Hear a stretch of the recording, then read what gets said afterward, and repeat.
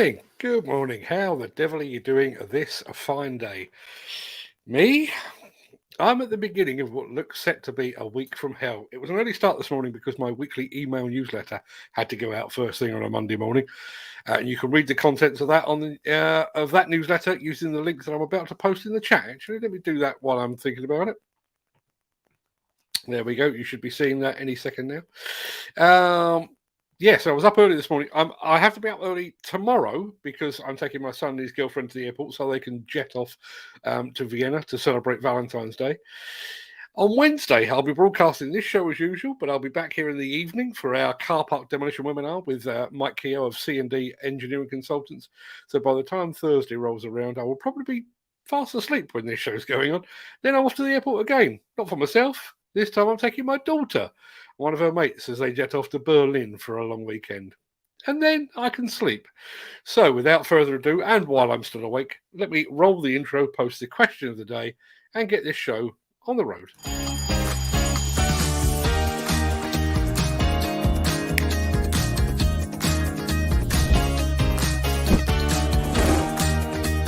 Welcome to the Breakfast Show. I'm your host, Mark Anthony.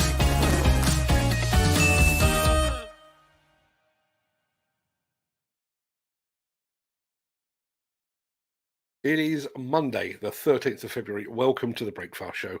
I am your host, Mark Anthony. In today's show, we're getting up close with one of the jewels in Caterpillar's demolition equipment crown.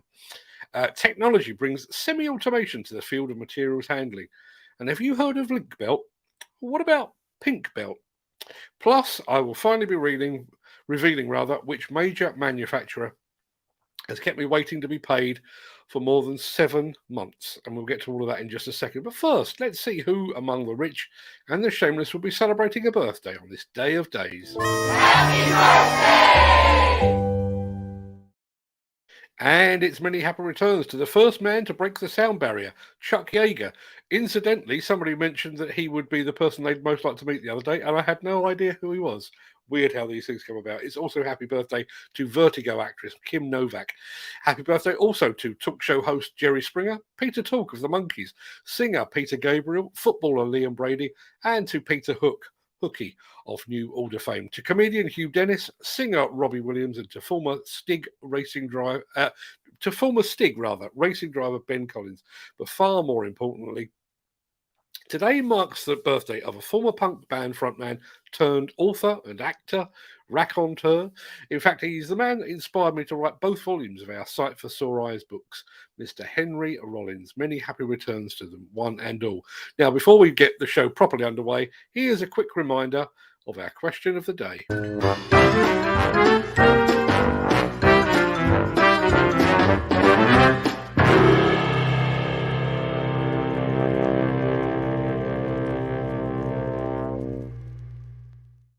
I can see your pet hates have already started to roll in.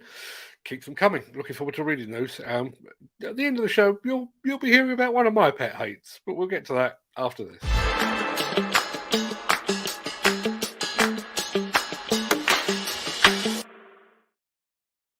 And we're going to start the show today with a look at one of the jewels in Caterpillar's demolition equipment crown, the CAT 340 Ultra High Demolition Excavator.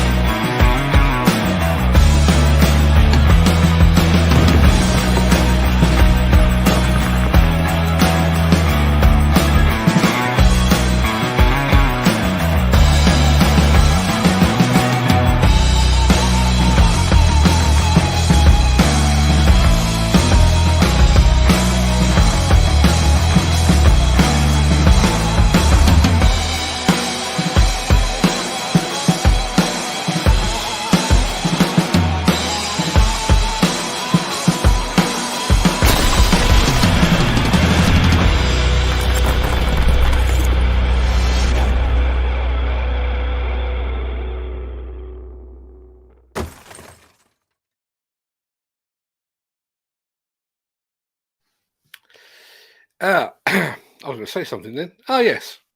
Anyone, anyone that caught either of our recent evening shows with Caterpillar's Gilles Ronnet will know that Caterpillar has its sights set firmly on the demolition sector. And if you missed either of those shows, you can still watch them over on our YouTube channel. And I've just added a link in the description, which is what caught me unawares when you came back. Need to act faster on these things. Right, let's have a little bit of this.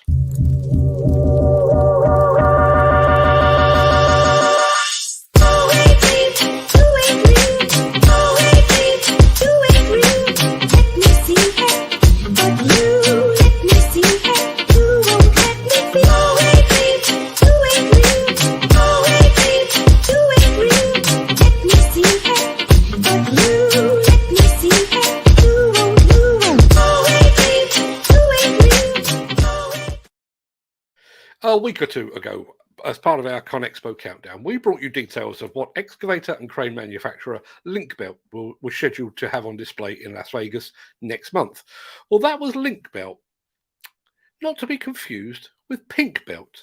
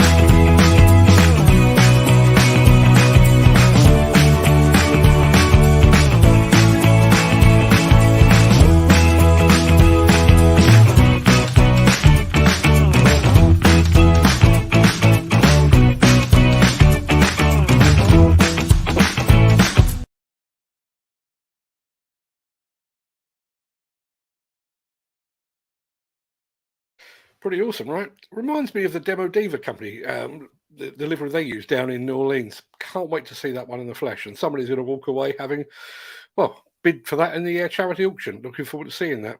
And it's now just about 22, 23 days away. Steve Williams, I'm sure, Steve Williamson rather, I'm sure you'll remind me exactly how long it is we have to wait.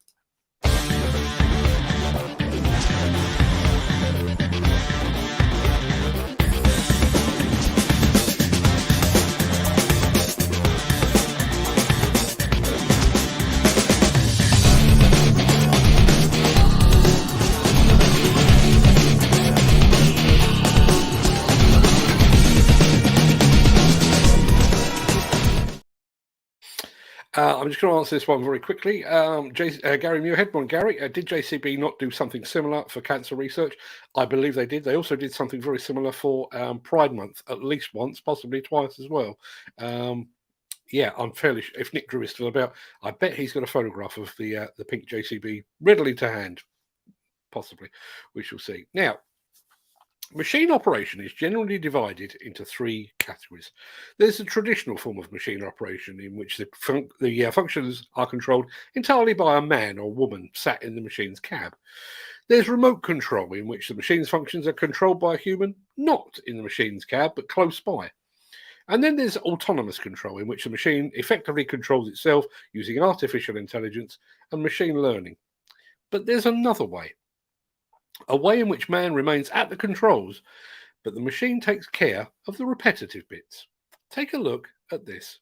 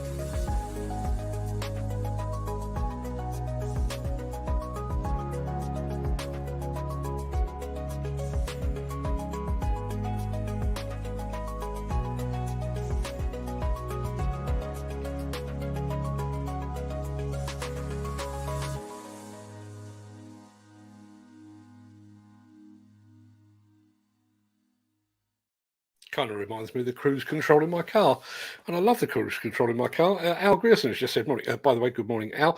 Unloading bulk material should be fairly easy to automate as long as you have the dimensions of the cargo hold bays. Yes, absolutely, 100%. Sorry, another comment has just come in there that's completely thrown me. I'll come back to it. Yeah, anybody else think that's a good idea? A semi-automation. Now, if you like the idea of artificial intelligence and machine learning, or if you're alarmed by the very notion of both of those things, then I urge you to check out the latest episode of our Tech Foresights video and audio podcast. You can find it over on YouTube using the link that I've just posted in the chat.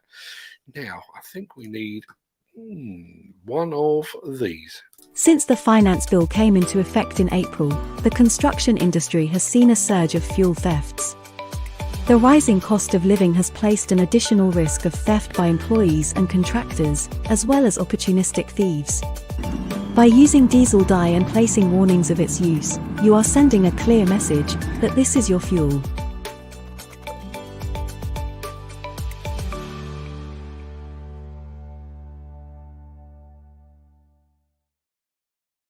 I have been waiting more than 6 months to be paid by the crushing and screening equipment manufacturer Finley, which is part of the Terex Group. In case you didn't hear that, I will say that again. I have been waiting more than 6 months to be paid by the crushing equipment manufacturer Finley, part of the Terex Group. Allow me to explain. In the middle of last year, Terex Finley, as they were at the time, reached out to me and asked if we could help promote the rebranding of the company that it had planned. That rebranding was set to be unveiled officially at the Hillhead exhibition in June last year. We agreed terms and we agreed a price, and we did precisely what we were required to do. On the 27th of June last year, I raised an invoice for the agreed sum. My payment terms are 30 days from receipt of invoice. 231 days have elapsed since I issued that invoice, and I still have not been paid. That's 7 months, 2 weeks, and 3 days. 33 weeks, if you like. 5,544 days without payment. At no point has this invoice been disputed.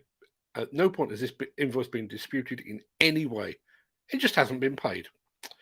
I'll get into the details of all of that in just a second, because there is a paper trail, which I'm more than happy to share with anybody.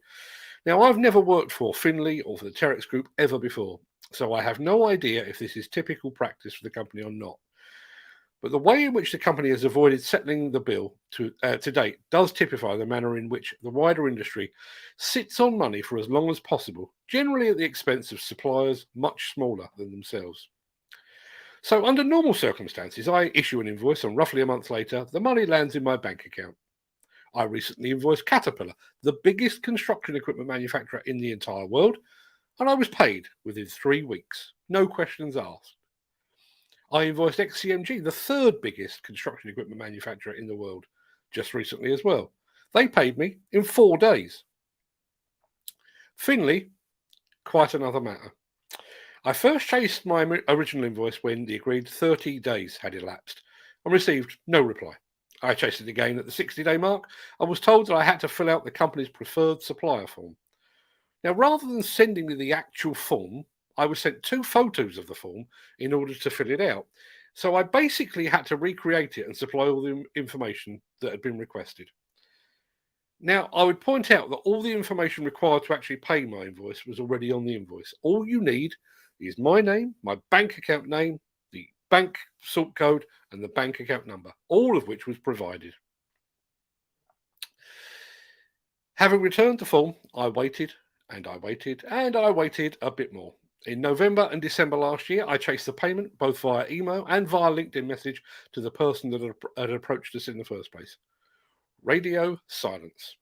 Eventually, I heard back from the individual who told me he would be back in the office on the 9th of January and would get this sorted then. But before he could do so, I would need to alter the invoice to include a different company name. I did as instructed, and I waited again. 9th of January came and went. 9th of February came and went. Nothing. So, more than 200 days after the invoice was issued, I gave them an ultimatum. Either pay up by this morning, or I would go public and tell people how they treated their suppliers. That at least triggered a response, though not the one I wanted. In order to pay me, I needed to provide some additional information. I was given a link to an online portal where I was required to confirm the currency in which I wished to be paid. This was already on my original invoice. And to confirm the address of my bank, which is not required to make a payment. With no sense of irony whatsoever, that form was accompanied by another that would allow me to invoice them electronically in the future. All of my invoices are already electronic. Furthermore, there is no way I would ever work for them again anyway. I told them as much in an email confirming that I completed the form as requested, but I advised them that if the money was not in my account by this morning, I would go public. On Thursday last week, I received a call from the person that had reached out to me in the first place. He asked me if there was some way I could take payment via credit card to get the matter resolved. I responded that the only way I could do that was if they paid via PayPal, but that I would have to increase the cost to cover the commission that PayPal takes. I received no response. Again. Now, frustrated though I am, I'm sharing this not out of anger or spite, and I'm not trying to leverage my position in order to get paid. I'm sharing this for 2 reasons. The first is to say that I will not work with or feature Craic Finley on any of our channels ever again. You see that logo, the side of my head? Make the most of it, because it's the last time it will ever appear on this channel, and I do mean ever. I will not promote directly or otherwise a company that treats its suppliers with such disregard and utter contempt. The second reason I'm highlighting this is because it really typifies the way in which many in this industry hide behind a wall of unnecessary bureaucracy. I've been raising invoices as a self-employed person for 33 years, and there was a time when I might receive payment in a matter of days. Days became weeks, weeks have now become months. Accounts departments have invented overblown and unnecessary systems and procedures that deliberately delay payment to ensure that the money stays in their coffers when it actually belongs in ours.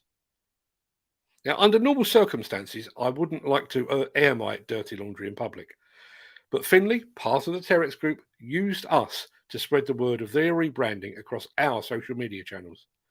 I'm now using those same social media channels to tell all of our followers, subscribers, viewers, readers, and listeners that they do not pay their bills.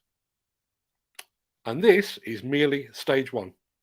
Until I'm paid the money that I'm owed, and which incidentally has never ever been questioned, I will continue to post details of Terex Finley's refusal to pay the money it owes. And I will do so daily. I realise that may get a bit boring and repetitive for all of you, but I am a one-man band that is deliberately being given the runaround by a multi-million-pound company. So effectively, I'm using the only means at my disposal to secure a payment that has been 231 days in the making. Once this show is over, I'm going to turn this section into a standalone video, and you can expect to see that across social media within the next 24 hours. Please feel free to share it far and wide, because I want everyone to know how Finley, part of the Terex group, treats its suppliers. Sorry to interrupt the guy with the funny glasses, but if you're enjoying this video, please hit the like button as it helps our channel. Or, better still, share this video with a friend or a colleague. Thank you. Right, back to Beardy. I've got to throw this one up on the channel.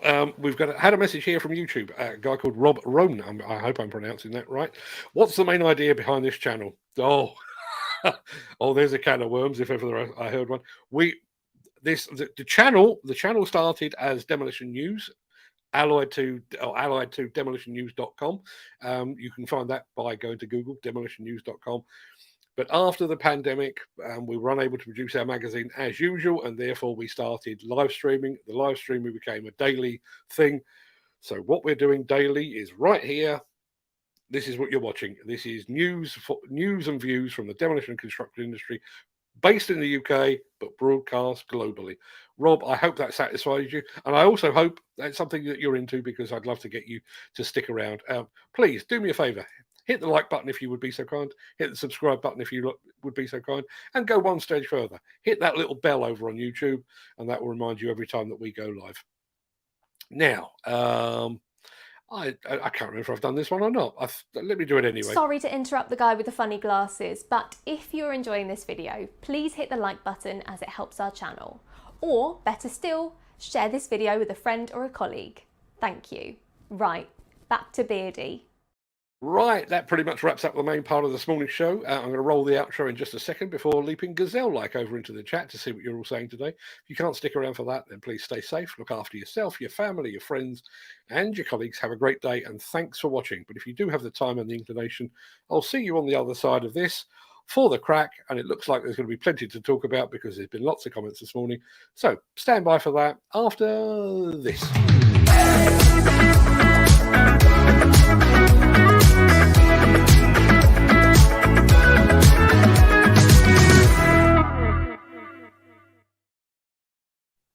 I'm very, very pleased. Let me just get some music up and running.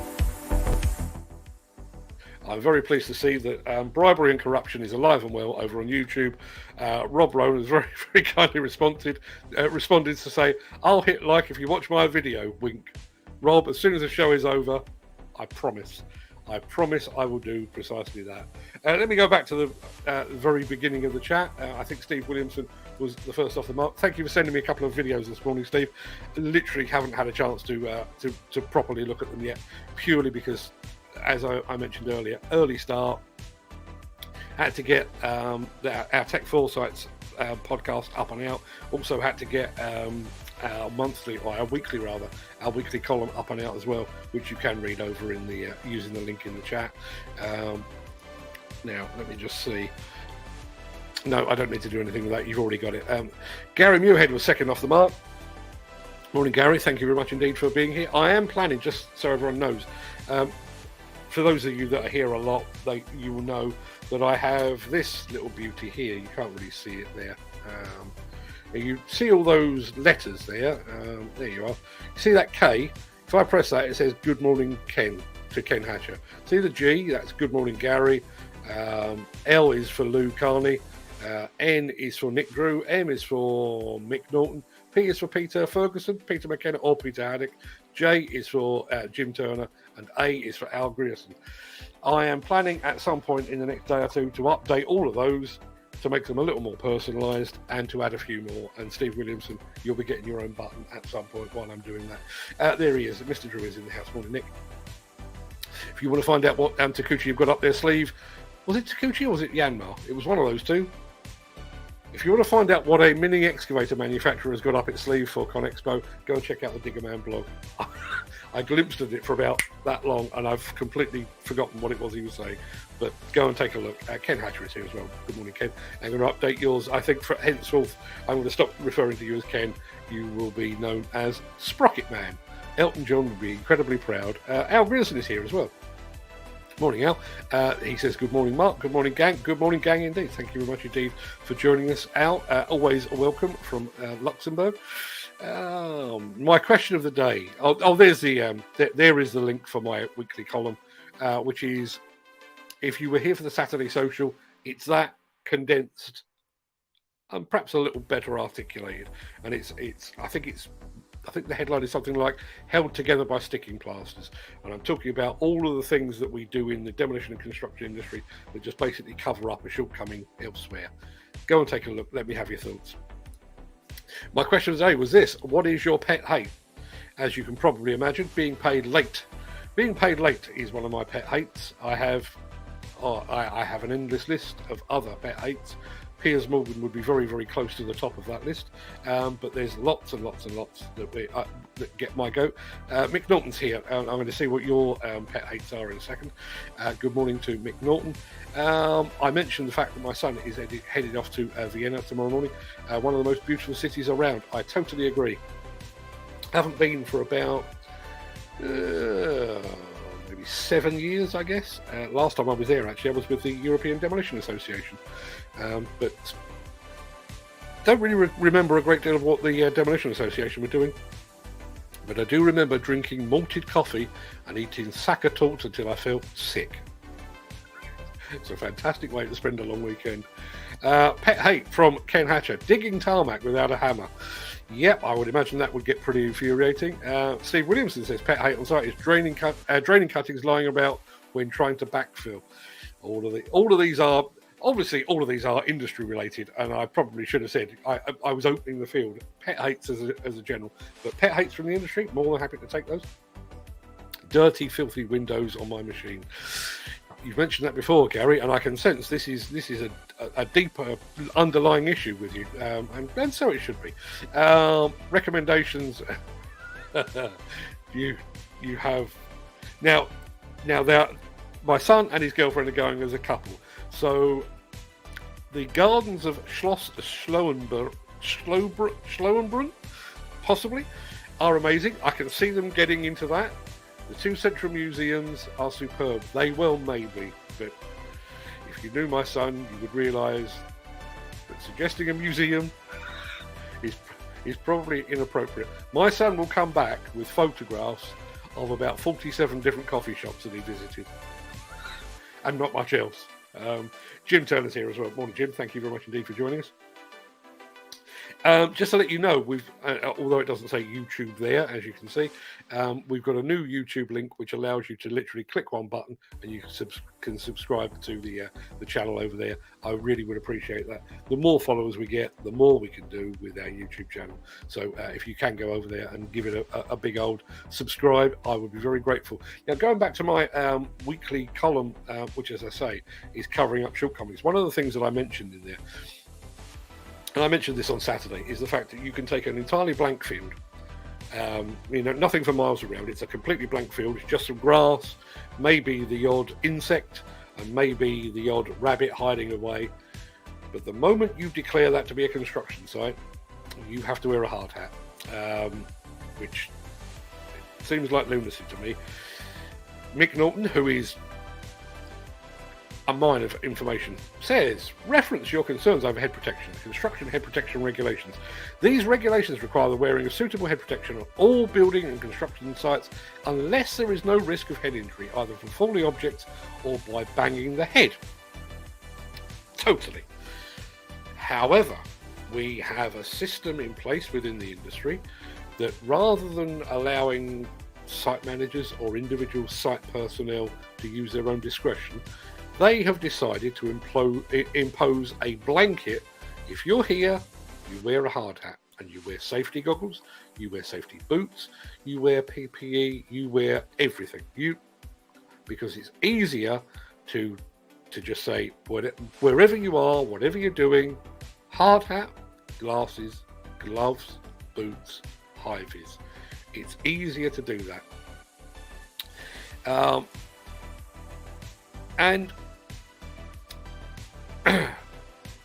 I like to be a Sikh. Sikhs are, I don't think I've ever met a Sikh that I don't like. Smashing bunch of people. Food's damn good as well. Under Regulation 11 of the Employment Act 1989, construction workers who are practicing members of the Sikh faith are exempt from wearing a safety helmet whilst wearing a turban. Sikhs who are not wearing turbans are not exempt. So, we can, as an industry, we can differentiate between man wearing turban doesn't need to wear a hard hat, but everybody else, all the live long day, has to wear a hard hat. Anybody see where I'm going with this? Did JCB not do something similar for cancer research? They most certainly did, and I've mentioned this before. They also did. I think they've done it twice actually. They've done a backhoe loader in pride colours, rainbow colours, and my son Fred posted the rainbow coloured JCB on his Instagram channel about 2 years ago, and lost 2,000 followers in roughly 20 minutes. If that doesn't tell you everything you need to know about some of the people that work in this industry, I don't know what does. Steve Williamson says it's 25 days and 6 hours. I actually thought it was a bit less than that. You kind of upset my morning a bit there, Steve, but it's not long. It's not long. Just over 3. I'm going to call that just over 3 weeks. Let's have a look. We've already mentioned pig belt, but we're going back to link belt with Mick Norton. In 1971, I used a rope link belt face shovel in British Columbia. Excellent bit of kit, robust and productive in a wide range of materials. Again, I have in the past, and I do mean the dim and distant past, seen link belt excavators in this country. I don't know why they ever left, and I don't know what the background to them is. I don't know if they're badged or whatever it was, but I have the same thing about link belt as I have about John Deere. The Americans love them, so why haven't we got them? Don't know. Question of the day. Right. This, Jim, you and I think, would get on like a house on fire. We have an equally eclectic taste in music, and we also have a long list of pet hates. Question of the day, says Jim Turner.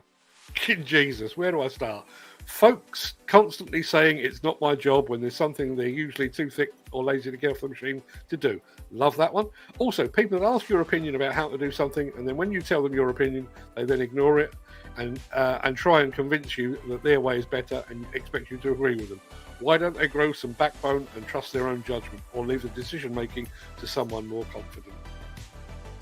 Yeah. People that come out of shops and stand in the middle of the pavement, just standing. Sometimes, more often than not, they're looking at their phone, but they've left a shop and they are now standing in the middle of the pavement and they are acting as a human roadblock. I think we should be allowed to punch them in the head. Just saying. Mick Norton says, slowly but surely technology is attempting to remove the old hands-on deafness and coordination of the seasoned operator. The only plus in my book is if it mitigates against the appalling standards of today's plant operators, who are the end product of lackluster card schemes that proliferate. Indeed. I do wonder about that, though. You know, that semi-automatic thing, and I realise materials handling. I'm going to go back. Al Grissom actually said this. Unloading bulk material should be fairly easy to automate, so long as you know the dimensions of the cargo hold or the cargo bays. 100%. But then going back to this, imagine if, and I'm thinking, let's say a trenching operation, for example. So the operator actually does the digging, possibly with the assistance of something to control depth and everything else. But the bit from lifting the bucket to dumping and then back again is controlled by semi-automation. And if that semi-automation is allowed to act faster, it literally just does it without hesitation, but returns the operator to precisely where he picked up that previous load. Is there some productivity gains to be had there? I'd love to hear about it. Rob Roan, I'm now committed. I'm going to go and look at Rob Roan's channel when I finished here. And apparently, he says you should check out my championship win for NCAA. I don't know what NCAA is, but as soon as this show is over, I'm going to go and find out. Andy Hare says you've got far too much patience, Mark, waiting that length of time. I'd have issued an online court proceedings long before now. That's a disgraceful attitude from a big company, but sadly they won't be alone in squeezing the little guys to ease their own cash flows. No, they won't. And I've been trying to think of a family-friendly way of saying this. I've threatened this in the past, and generally it's payment has been forthcoming. It hasn't in this instance. And I obviously wanted to highlight it because, and I'll come back to the wider thing in a minute, but I also wanted people that we work with. And there are many, and I'll come back. I wanted to show to the people that we work with that we, Demolition News and Diggers and Dozers, are not to be fucked with. We are not to be trifled with. We will not be treated in this way. In 33 years of self-employment, I've had a few bad debts over the years, but I think probably 95% of those have been because the company has gone tits up and the money has gone with them, and there is nothing I can do about that. But in 33 years, I have been forced to blacklist 2 companies, and Finley, part of the Terex group, is the second of those, through their own inaction. And I'm going to come back. Al Grissom says that's ridiculous. Incredible how a global brand manages to simulate hiding behind the sofa when the doorbell goes. If you could see the form, and I think it's worth pointing out, because a lot of this plays back to what I was saying last week about the level of bureaucracy in this industry. I issued an invoice, and it's the same invoice that I issued to everybody, and everybody else here, America, Australia, Germany, France, Italy, Spain, New Zealand, China, Japan, all of those could take that invoice and pay. Finley cannot. In fact, bearing in mind, I raised the invoice, heard nothing. Chased the invoice, at which point I was told there was a form to fill in. At no point in the negotiations of actually doing the work in the first place was that ever mentioned. And it wasn't mentioned when the invoice was first logged on their system. So they waited 60 days to do that bit.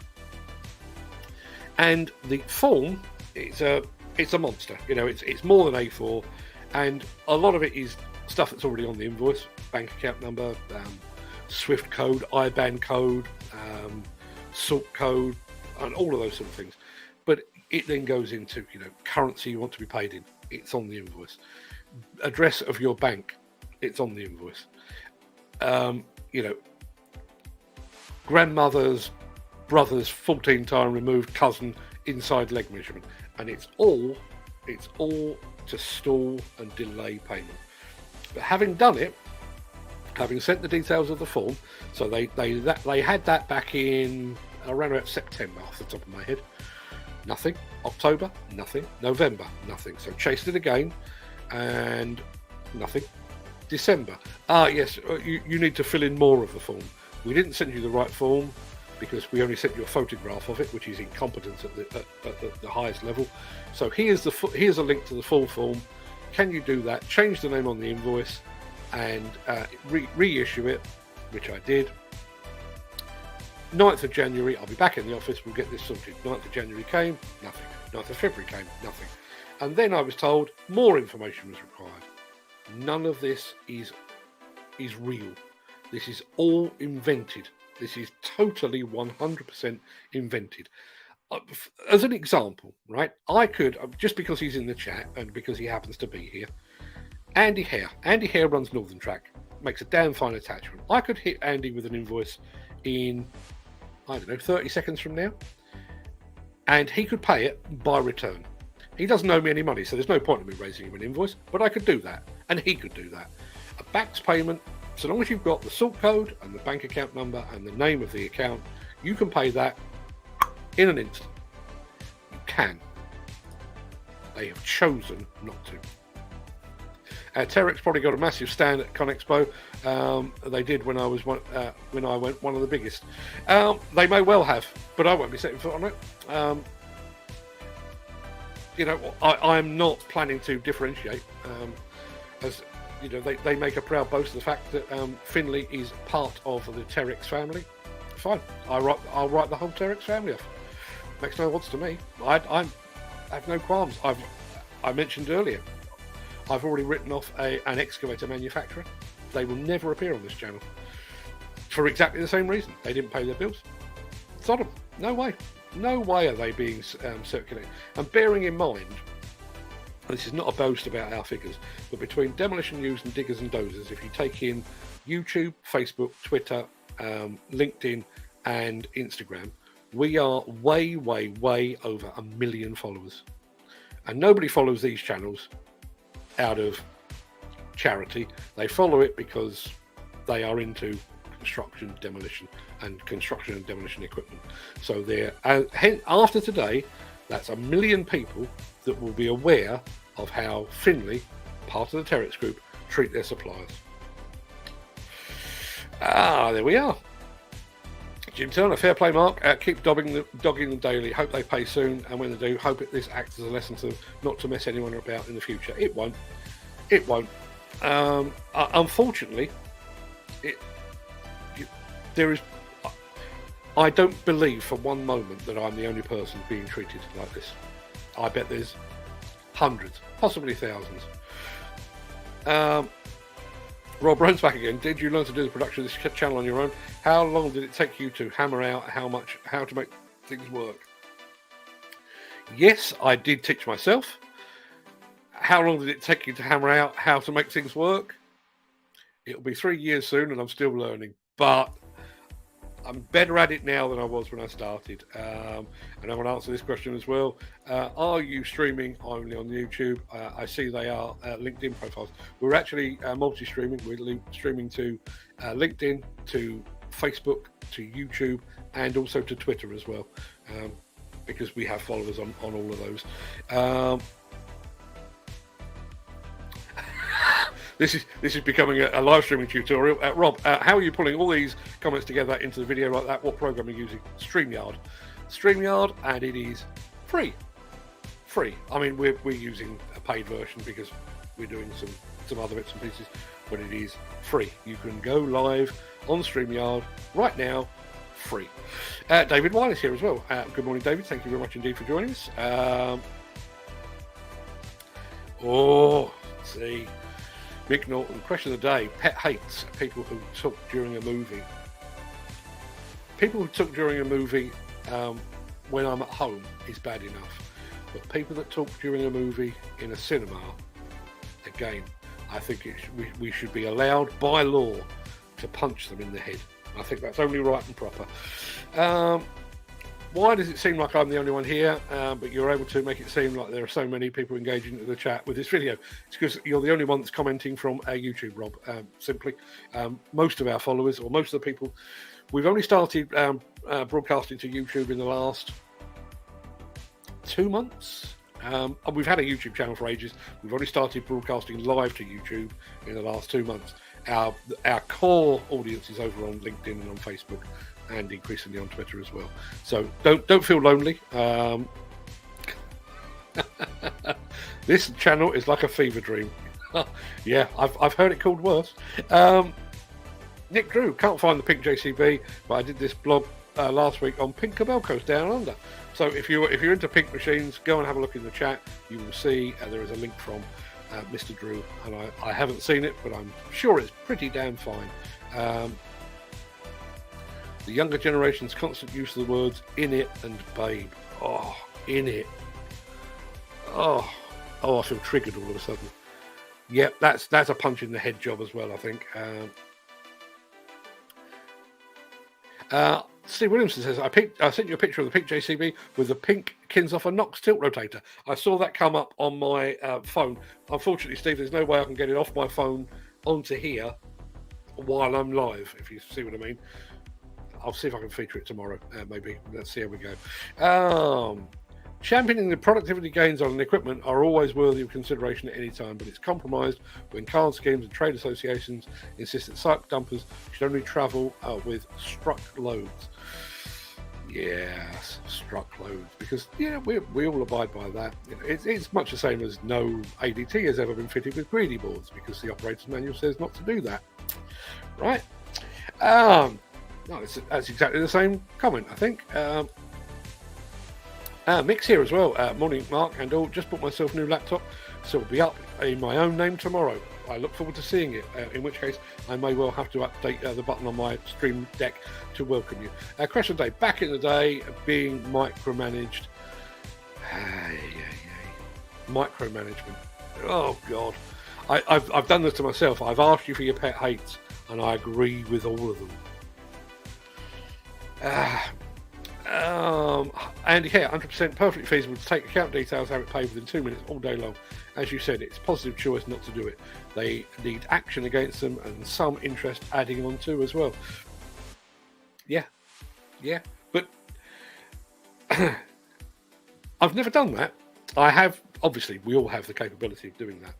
But if somebody has sat on an invoice for 7 months and you then reissue that invoice with 5% added on or 10% added on or whatever it might be of interest, I can't help thinking that's not going to get it paid any quicker. All I would say, and listen, this show doesn't make a huge amount of money. It does okay. It doesn't make a huge amount of money. I'm just glad that I don't actually need the money. I want it. It's mine. I'm owed it, but I don't actually need it. There is food in the fridge and there is food in the cupboards. The house is paid for, and heating bills up to date and everything else. I don't need it, but that doesn't change the fact that I am owed it. It's my money and they're sitting on it. Got to have a walk round where I'm away to start digging storm lines. It's a bit tricky, this one. See you tomorrow. Look forward to it, Steve. Take care of yourself, my friend. Doesn't Lana Turner have a pink 360? Good question. Don't know the answer. I'm sure somebody in the chat may well do. Question of the day. Someone eating crisps when watching a movie. I just want to grab the bag and throw it to... Yeah, throw it. We'll call it the day of throwing it. Question of the day. Not got enough to name them all. We'll start with the card system. Yeah, that would be a pet hate. I think that definitely qualifies. The Old Boys Club, HSE, etc., etc., etc. I'm a Millwall, so I don't like anyone lately. Me in particular, I'm a West Ham fan. We myself and Mick get on like a house on fire. In terms of our preference of football teams, we really don't see eye to eye. So yeah, that should just about wrap us up for today. As I say, I'm back tomorrow, assuming I make it back from Heathrow Airport after dropping my son off. Be more of the same. And if Finley haven't paid their bills, I'll be mentioning it. I'll also be posting it on LinkedIn, on Facebook, on Twitter, on Instagram, and everywhere else. So yeah, please feel free to share that. I'm sure they would take enormous pleasure in seeing how many people are aware of their inability to pay their bills. Until then, everybody, go and have a good day. Go and have a fine day. It was a pleasure to speak to you all. Great to see Andy Hare back in the chat. Hope things are going well up at Northern Track, where the purple rain continues. Everybody, go have a good day. Look after yourself, your family, your friends, and your colleagues. I'll see you all again very soon. All the best.